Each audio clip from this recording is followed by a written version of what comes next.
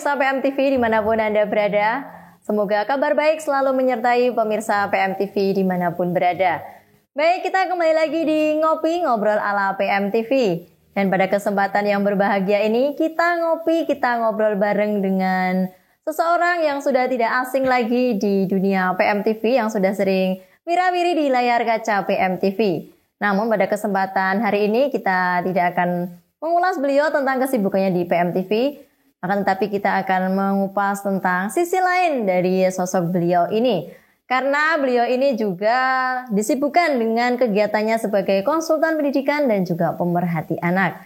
Siapakah beliau? Langsung kita ngobrol bersama, kita ngopi bersama dengan beliau, Bapak Priyo Hadi Wahyono. Ya, selamat datang Bapak Mas Priyo ya. Siap. Terima kasih Mbak, terima kasih. Bagaimana kabarnya Mas Priyo pada kesempatan hari ini? Alhamdulillah sehat, kondisi aman, terkendali. Iya. Di saat pandemi seperti ini kesibukan apa yang Mas Priyo mungkin lakukan? Ya, kebetulan salah satu pekerjaan yang hari ini saya geluti kan sebagai seorang konsultan ya. Iya. Di konsultan SDM, konsultan SDM ya membidangi konsultan pendidikan sekaligus juga pemerhati anak. Itu yang sekarang kita lakukan. Ya, saya mendengarkan ada Yogatma Consulting. Itu apa sih Mas Priyo? Oh, oke. Ya, terima kasih Mbak. Jadi saya memang bersama dengan teman-teman tergabung di Yogatma Consulting. Yogatma Consulting itu adalah biro konsultan psikologi dan sumber daya manusia yang kita dirikan sudah cukup lama ya. Itu kantornya di mana kalau boleh tahu? Kantor kita berpusat di Tangerang Selatan ya, di Regensi Melati Mas M4 nomor 10, Jelupang, Serpong Utara, Tangerang Selatan. Itu adalah kami seringkali menyebut bahwa kantor kita ada di sana sementara waktu. Tetapi Yogatma Consulting juga hari ini sudah memiliki cabang kurang lebih di 15 kota besar di Indonesia. Jadi saya bersama dengan teman-teman mengembangkan Yogatma ini dari mulai Sumatera, Pulau Jawa, dan ada 4 pulau yang sekarang kita lakukan, mulai Pulau Sumatera, Pulau Jawa, Pulau Sulawesi, dan satu lagi di Papua. Sudah 15 cabang ya Mas Priyo ya? Alhamdulillah hari ini kita sudah masuk di 15 cabang lah yang kita kelola. Ya, mungkin pemirsa PMTV juga bertanya-tanya ini Mas Priyo ini sebenarnya di Yogatma Consulting ini sebagai apa? Dan langsung saja kita tanyakan kepada beliau.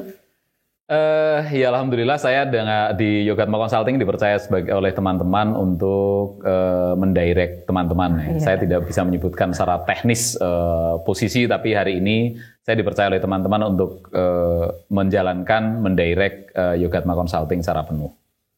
Ya, kenapa Yogatma Consulting ini memilih fokusnya untuk psikologi anak, kemudian sumber daya dan yang lainnya, bukan fokus ke yang lain? Sebenarnya Yogatma Consulting itu fokusnya di psikologi dan pengembangan sumber daya manusia, gitu ya. Jadi kita ada di dua fokus ini. Di pengembangan sumber daya manusia kita sebenarnya kita ada company yang ngurusin rekrutmen, assessment, training, promosi dan lain sebagainya itu diurusi di SDM. Sementara di psikologi, kita juga sebenarnya sama aja sih. Di psikologi kita juga terbagi menjadi dua, psikologi pendidikan, kita ngurusin sekolah, lalu juga psikologi anak-anak, sekaligus juga psikologi orang dewasa. Tapi fokus kami memang hari ini ada di pendidikan sih, yang berhubungan dengan anak-anak. Karena ya ini kan tes. Saya dan teman-teman ternyata lebih nyaman, punya kenyamanan yang cukup tinggi ketika harus berhubungan dengan proses itu. Lalu tadi disampaikan sudah membuka 15 cabang. Lalu bagaimana Mas Priyo ini mengurusinya dan membagi waktunya dengan keluarga mungkin? Oh, oke. Yogatma Consulting itu kita dirikan dengan konsep bermitra ya. Jadi kemitraan yang kita bangun dengan teman-teman yang ada di wilayah-wilayah itu adalah dengan menggunakan sistem kemitraan. Jadi saya dan teman-teman yang menjalankan di cabang-cabang itu berstatus sebagai mitra. Kenapa kami lebih suka dengan menggunakan kata mereka adalah mitra kerja saya dibandingkan dengan misal saya menyebutkan mereka adalah bawahan saya, karena saya mau bahwa Yogatma itu menjadi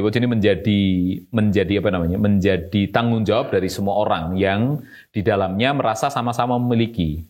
Karena kalau kita di atasan bawahan ya tergantung dengan tergantung dengan ya maunya atasan saja. Nah, saya nggak mau bahwa Yogatma itu harus menjadi rumah di mana teman-teman bekerja itu memiliki kenyamanan yang tinggi, memiliki sense of belonging yang tinggi lah terhadap Yogatma sendiri. Itu yang saya bangun. Nah, kalau ditanya bagaimana menjalankan 15 wilayah itu bisa berjalan dengan efektif, ya tadi saya menempatkan orang-orang yang sampai hari ini adalah orang-orang yang menurut saya bisa sangat saya percaya. Yogatma percaya dengan mereka untuk mereka menjalankan di wilayah masing-masing, gitu, Mbak.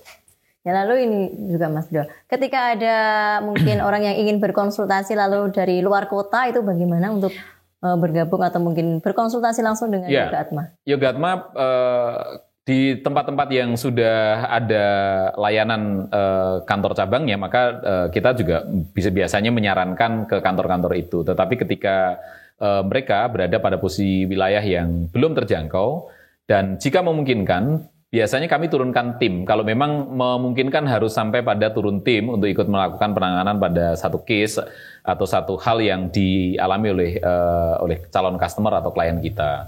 Itu yang seringkali kita lakukan. Jadi semisal kita ke Pangkal Pinang, tiba-tiba diminta untuk ngurusin satu persoalan di salah satu perusahaan di Pangkal Pinang, ya kita ke sana, gitu ya, dengan segala macam hal yang sudah kita perhitungkan dengan duduk bareng bersama dengan klien kita, gitu ya. Jadi layanan itu kita juga bisa berikan.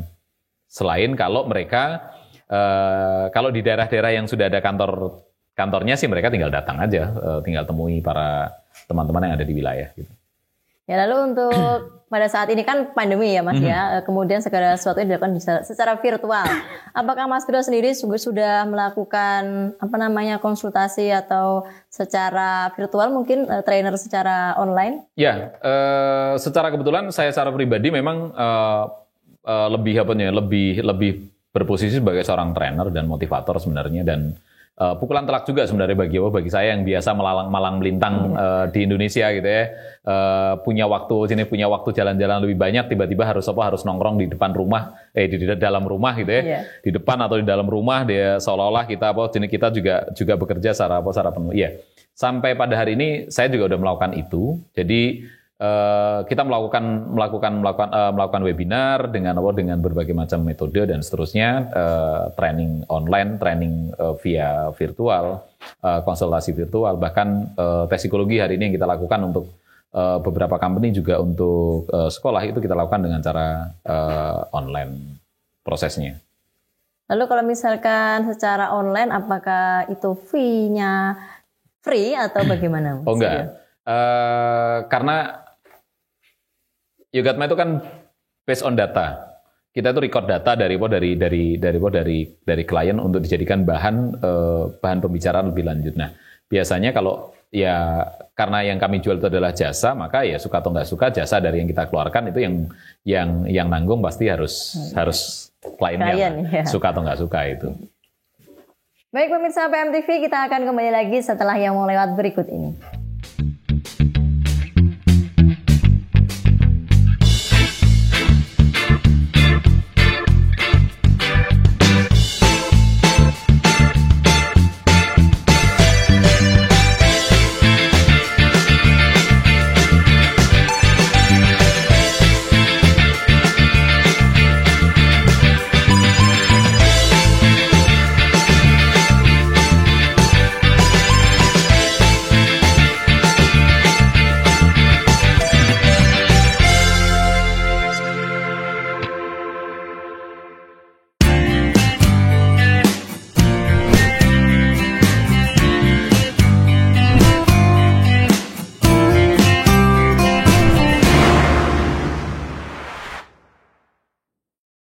Ya, pemirsa PMTV, kita kembali lagi di Ngopi Ngobrol ala PMTV, dan kita lanjutkan ngopinya dengan Mas Brio Hadi Wahyono yang merupakan pimpinan dari Yogatma Consulting.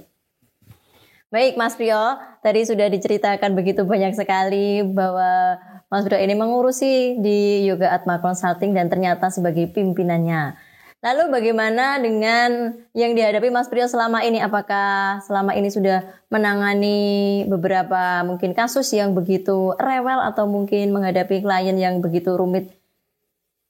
suka dukanya mungkin. Pastilah, ini kan dunia yang berhubungan dengan ada dua. Jadi salah satunya kita pasti akan berhubungan dengan perasaan ya, karena berhubungan dengan emosi, berhubungan dengan persoalan-persoalan itu. Jadi kalau ditanya suka dukanya gimana ya? Kalau ditanya sukanya ya pasti menurut saya menyenangkan karena saya bisa ketemu dengan banyak orang, saya bisa berganti-ganti ketemu dengan orang, saya bisa keliling Indonesia, saya bisa tahu banyak daerah di Indonesia. Saya lupa, saya harus menyampaikan bahwa saya suka kuliner ya Mbak. Gitu. Jadi badannya juga agak ini ya. Jadi ketika saya dapat tawaran untuk datang ke suatu tempat yang baru, menurut saya liburan meskipun itu adalah tantangan pekerjaan ya. Jadi saya selalu menikmati pekerjaan itu dengan cara seolah-olah saya berlibur. Itu adalah suka, itu salah satu sukanya lah ya gitu ya. Kalau dukanya apa sih? Dukanya ketika kita dihadapkan oleh satu kasus atau satu persoalan dan saya tidak mampu menangani secara tuntas gitu ya. Itu bagi saya menjadi suatu hal yang sangat mengganggu ya, sangat mengganjal dan sangat mengganggu. Karena bagi kami terselesaikannya persoalan yang dialami oleh klien itu menjadi satu kebanggaan, satu kesenangan bagi kami bisa ikut juga membantu orang lain dalam mengatasi persoalan yang dihadapi. Gitu. Tapi selama ini lancar semua atau masih ada sesuatu yang belum tadi disampaikan? Oh iya. Sebenarnya persoalan itu kan sebenarnya silih berganti ya. Tiap hari kita ketemu dengan masalah yang berbeda. Nah, salah satu hal yang seringkali menjadi persoalan adalah ketika kita berhadapan dengan satu masalah dan kita terlibat di dalam masalah itu sendiri. Artinya kita melibatkan emosi dalam persoalan itu secara berlebihan. Nah, bagi seorang konselor kan harus mampu memfilter gitu apapun yang didengar, apapun yang disampaikan oleh klien pada saat itu, dan dia harus bisa memanage di dalam bagian tersendiri supaya itu tidak tercampur dengan kehidupan dirinya sendiri gitu ya. Karena kalau itu sampai mempengaruhi, maka beberapa orang kan bisa sampai juga ikutan stres karena mikirin persoalan yang dihadapi oleh orang lain. Nah, kalau saya secara pribadi, saya selalu menganggap bahwa ini adalah kerja profesional dalam artian sesuatu yang harus ditempatkan pada porsinya, kapan, waktu, dan seterusnya, Mbak. Jadi kalau saya harus menyelesaikan masalah yang sangat berat sekali, ya saya biasanya membagi di dalam pikiran saya sudah harus saya kotak-kotakin dulu gitu. Ini adalah tempatnya masalah, ini adalah tempatnya saya harus refreshing, sini tempatnya. Saya harus bisa memanage itu. Nah, kemampuan kita untuk manage itu menjadi PR tersendiri lah biasanya buat kita. Dan mungkin Mas Priyo pernah nggak ketika menangani suatu kasus atau persoalan itu terbawa emosi dalam suatu kasus atau permasalahan? Oh iya, terjadi sesuatu yang menurut saya sangat telak ya. Saya menangani satu kasus depresivitas yang sangat tinggi yang dialami oleh salah seorang, kebetulan ada seorang klien yang mengalami depresi yang cukup tinggi. Lalu sayangnya saya ketemu dengan dengan klien ini itu sudah telat itu artinya keluarganya menghubungi saya sudah dalam kondisi yang sudah sangat kalau dalam pandangan saya sih sudah sampai pada titik depresi yang sangat dalam gitu ya. Jadi depresi yang dialami sebenarnya berkaitan dengan kondisi dirinya gitu ya. Bayangkan saya ngobrol dari jam 9 malam Mbak sampai jam 12:30. Karena sudah jam 12:30 saya pamit untuk pulang gitu. Maksud saya kalaupun mau lanjutin lagi itu besok bisa ketemu lagi begitu. Saya belum sampai di rumah jam 12:30 malam itu, saya belum sampai di rumah, saya ditelepon keluarganya lagi kalau yang bersangkutan itu kabur dari rumah dan lari masuk ke dalam jalur jalan tol dan bunuh diri. Menabrakkan diri ke kendaraan dan meninggal pada saat itu juga. Maka saya punya seolah-olah saya diberikan beban berkarung-karung di pundak saya bahwa seolah-olah saya ikut terlibat di dalam proses itu. Padahal saya dalam kondisi akhirnya saya balik lagi ke keluarga itu, tapi tidak lagi ngurusi yang depresi, tapi saya ngurusin keluarganya yang ditinggal itu. Saya ngurusi ibunya, saya ngurusi bapaknya, saya ikut ngurusi keluarganya yang dalam kondisi kepanik dan segala macam itu. sampai pagi saya nggak tidur ya. Saya sampai pagi nggak tidur, menyelesaikan semua proses, sudah dibawa ke rumah sakit sudah. Lalu karena itu harus dimakamkan di daerah, maka saya harus menyelesaikan sampai dihantarkannya jenazah dari yang meninggal tadi itu ke daerah pemakamannya, tempat pemakamannya. Ya, mungkin pemirsa PMTV juga bertanya mungkin yang dikerjakan di Yoga Atma Consulting ini apa saja, langsung kita tanyakan kepada pimpinannya langsung. Ya, Yoga Atma Consulting itu karena dia ada di ruang psikologi dan SDM, karena kita mengemasnya dalam bahas itu. Sekali lagi bahwa yang kita tangani sebenarnya tidak spesifik ngurusin orang. Oke, ini satu persoalan yang ada di masyarakat ya Mbak. Iya. Gitu. Di masyarakat itu kalau mau ketemu dengan lembaga psikologi itu seolah-olah asumsinya hanya orang gila yang akan ketemu dengan psikolog. Enggak. Psikologi itu bisa digunakan di berbagai macam segmen kehidupan, di dalam dunia pendidikan, di dalam dunia organisasi, dan juga di sosial masyarakat itu juga dipakai. Jadi dan Yoga Atma itu mengambil beberapa segmen itu kita ambil. Salah satunya adalah company. Kalau di company itu memang khusus kita ngurusin 3 hal. Rekrutmen, assessment, dan training. Itu adalah spesifikasi pelatihan yang kita punya. Nah, kalau ditanya pelatihannya apa saja sih yang dilakukan Yoga Atma, banyak. Tinggal tergantung customer maunya pelatihan apa sih. Kalau pengen tahu lebih jauh ya hubungi kami aja untuk mendiskusikan apa sih yang bisa dikerjakan oleh Yoga Atma dengan pelatihannya. Itu yang pertama. Yang kedua, kalau di dunia pendidikan ya yang kita lakukan itu sebenarnya yang bersifat umum dulu. Pertama, kita melakukan parenting biasanya. Kita adakan parenting dengan orang tua. Nah, kenapa kok parenting itu menjadi penting? Karena kami berpikir bahwa pendidikan itu tidak boleh melepaskan tanggung jawab dan peran orang tua di dalam mendidik dan mengawal anak-anaknya, mau seusia apapun itu. Ini yang pertama. Maka seminar parenting itu kita kerjakan di dunia pendidikan. Yang kedua, kita ada yang namanya tes minat bakat. Jadi penelusuran minat bakat sejak dini itu kita lakukan. Apalagi kalau di SLTP, SLTA, SLTP itu biasanya mengurusin penjurusan IPA, IPS dan seterusnya. Kita melakukan itu. Kalau untuk SLTA pasti tantangannya adalah bagaimana dia memilih perguruan tinggi yang benar. Maka biasanya juga ada tes minat bakat untuk ngurusin itu. Nah, di luar itu ya kalau ada case-case yang bersifat kasuistik di lembaga-lembaga tertentu, kita biasanya juga ikut membantu teman-teman BK. Jadi kami itu kalau di sekolah sebenarnya partnernya BK loh. Jadi di sekolah itu kalau BK itu punya masalah yang tidak bisa dipecahkan oleh mereka biasanya sharing dengan kita dan kita bagaimana cari solusi untuk mereka nih. Sama kalau di perusahaan kita ini sebenarnya partnernya HRD gitu. HRD itu butuh apa sih dengan SDM yang ada di perusahaan itu atau pimpinan perusahaan pengennya mau ngapain sih dengan pegawainya atau dengan karyawan dan seterusnya. Ya kita diskusikan apa yang bisa dikembangkan, apa yang bisa dimaksimalkan dan lain sebagainya. Itu adalah urusan itu. Nah, di kita juga ada terapi sih sebenarnya. Ada juga terapi, jadi ada terapi juga. Terapi ini sebenarnya satu terapi untuk anak-anak yang berkebutuhan khusus. Jadi kita ada juga di beberapa tempat, di beberapa kantor kita yang sudah buka itu ada juga layanan untuk melakukan terapi untuk anak-anak ABK, anak berkebutuhan khusus, baik itu yang autis, baik itu yang speed delay, baik itu yang mengalami gangguan hiperaktif dan lain sebagainya. Itu kita juga ikut menangani itu. Terus yang kedua, kita juga melakukan layanan terapi emosi.